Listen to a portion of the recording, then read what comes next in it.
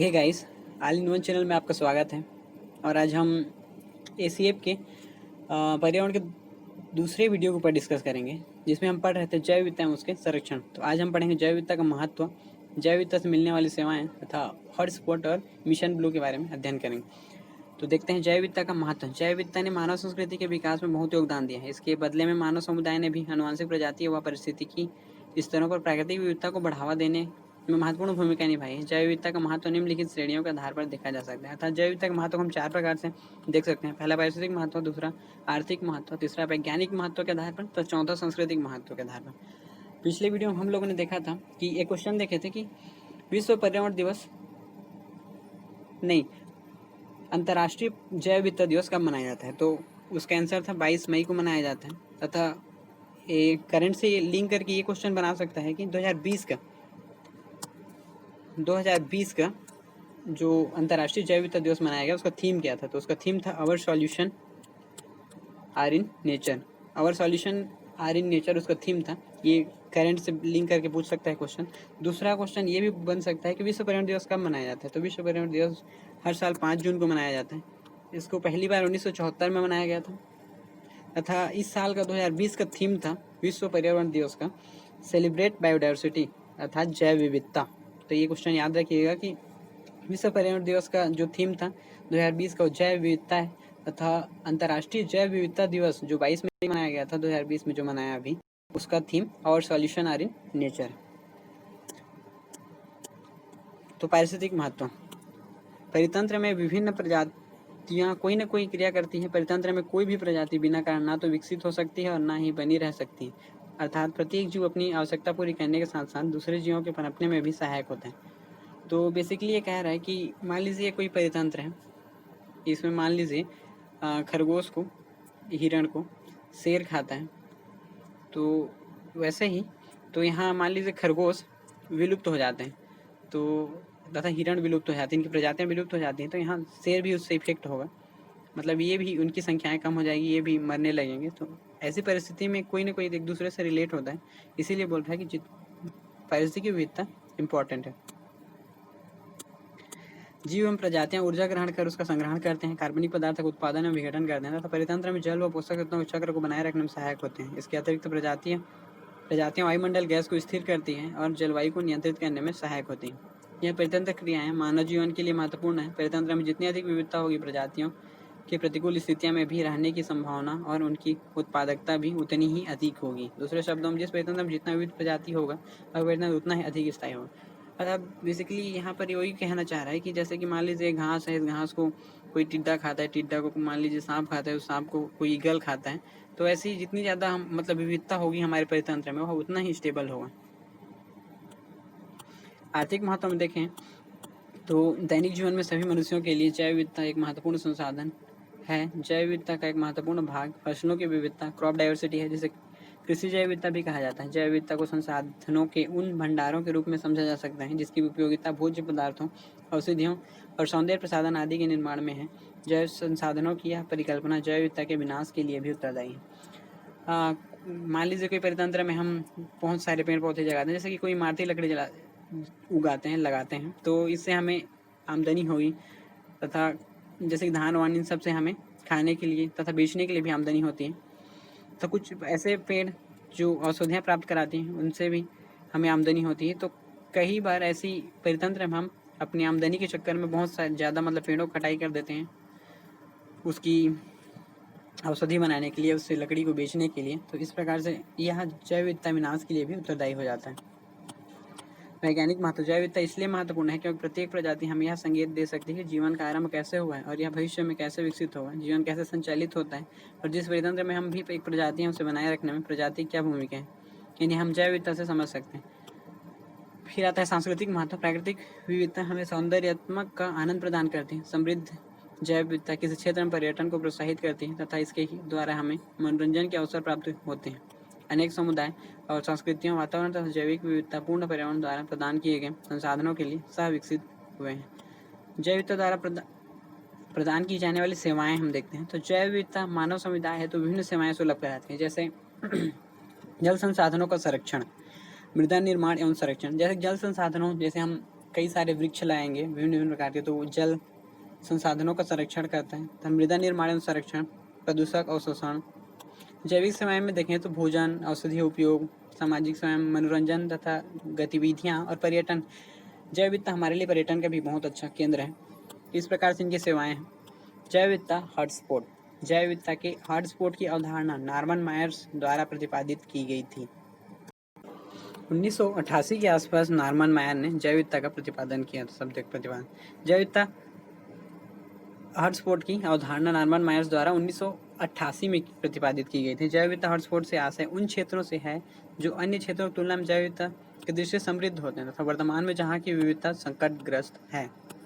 यह पृथ्वी की भूमि की सतह के केवल देश में 2.3% का प्रतिनिधित्व करते हैं, लेकिन यह विश्व के पौधों की आधी से अधिक प्रजातियों को स्थानिक प्रजातियों के रूप में अवलंब प्रदान करते हैं। स्थानिक प्रजातियों से आशय उन प्रजातियों से है जो कहीं और नहीं पाई जाती। स्थानिक प्रजाति बेसिकली उसे कहते हैं जो बेसिकली एक स्थान पर मिलता है, वो उस प्रकार की प्रजाति दूसरे और कहीं स्थान पर नहीं पाई जाती, उससे ही स्थानीय प्रजातियां कहते हैं।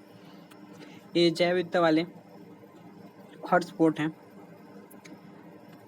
मैप में दिया गया है।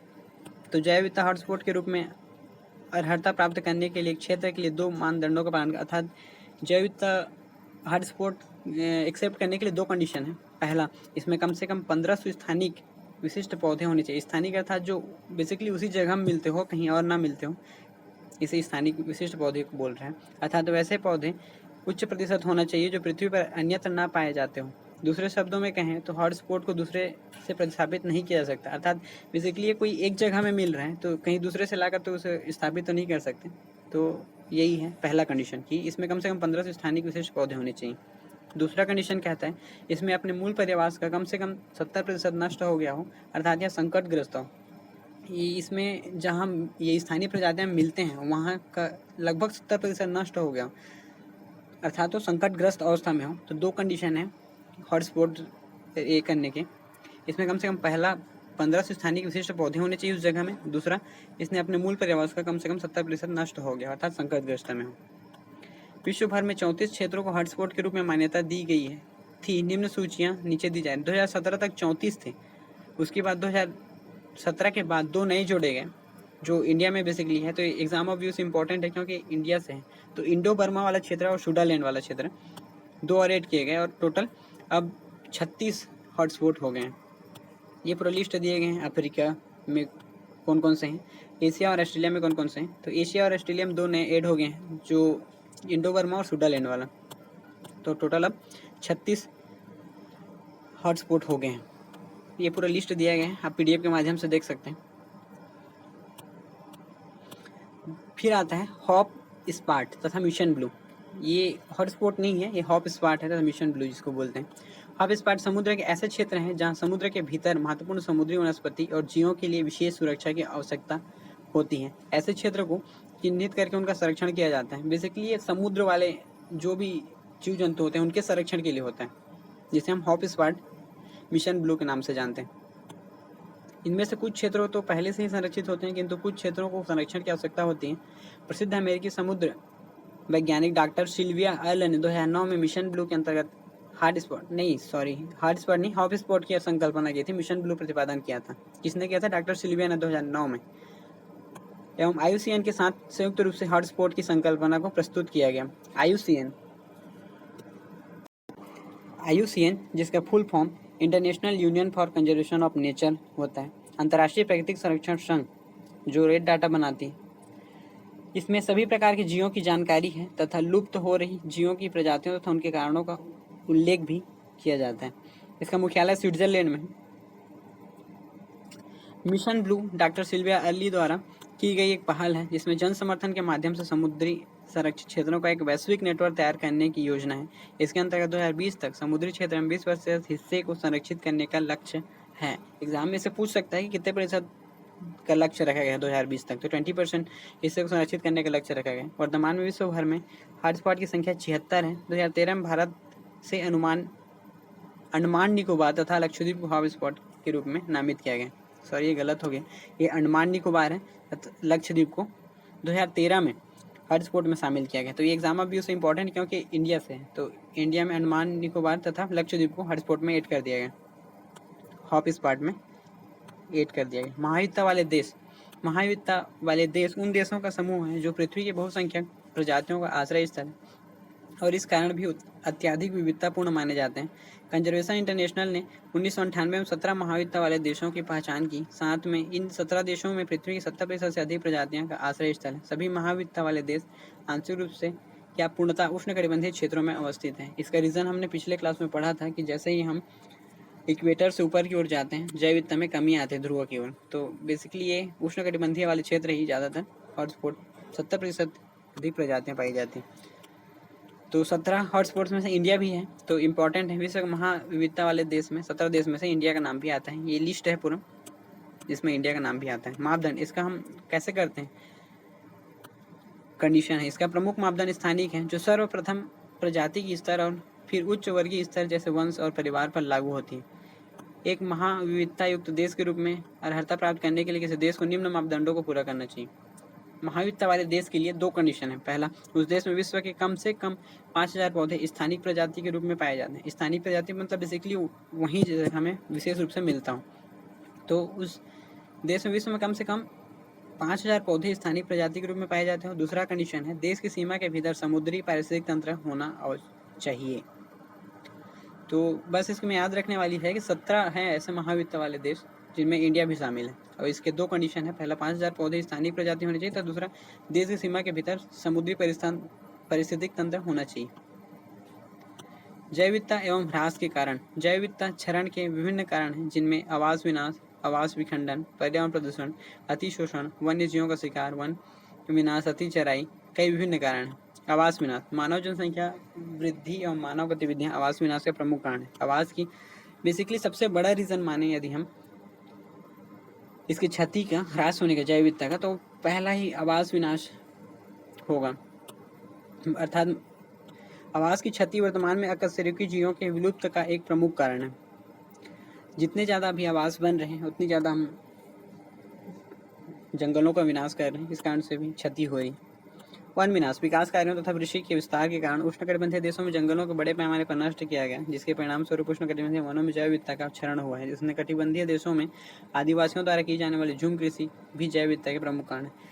जितने ज़्यादा वनों को काटे जा रहे हैं घर बनाने के लिए, इंडस्ट्रीज बनाने के लिए, तो जीव भी अब कहाँ रहेंगे तो इस कारण से जैव विविधता में कमी आती जा रही है। अति चराई, शुष्क तथा अर्ध शुष्क क्षेत्रों में चराई जैव विविधता क्षरण का एक प्रमुख कारण है। बहुत ज़्यादा अत्यधिक चरण करने से भी जैव विविधता क्षरण होता है। भेड़ बकरा अन्य शाक भक्षी पशुओं द्वारा चराई के कारण पौधों की प्रजातियों को नुकसान पहुंचता है। अति चराई प्रजाति को समुदाय से नष्ट कर देती है। आज का टॉपिक इतना ही। तो वीडियो अच्छी लगी हो तो please subscribe the channel all in one classes. धन्यवाद।